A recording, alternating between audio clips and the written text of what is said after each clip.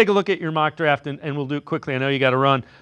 You had Abdul Carter going 2, so you had the Browns taking the edge rusher. Then you mentioned Jalen Milrow, Travion Henderson, and then you got the tight end Ferguson from Oregon. What did you like about Carter? We talked a little bit about Milrow and Henderson. What did you like about Carter?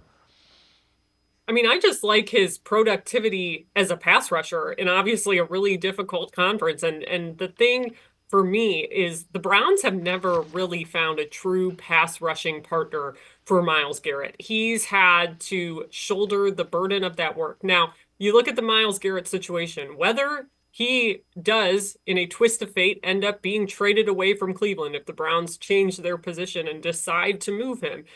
Whether that happens or whether he remains a Cleveland Brown, Abdul Carter, I think, could be his heir apparent in either scenario, and he would be the first true young edge rushing partner the Browns have for him. And I think the load would be split a little more evenly. And I think in this defense, you need ideally three, but at least two guys getting double-digit sacks. You look at the Eagles defense, it's much more spread out. I think their top sack guy had like 8 sacks for the season, right? That's the Super Bowl winning defense. I think you can spread things out a bit more. And maybe doing it with two superstars is asking too much. But the Browns have been out of the first round in these last handful of years when there have been really deep D line classes available. They've been out of the running, so they haven't gotten that true first round caliber young guy to pair opposite of Myles Garrett. And instead, they've banked on these 1 year deals for guys like Jadeveon Clowney and Zadarius Smith, and it just hasn't worked. So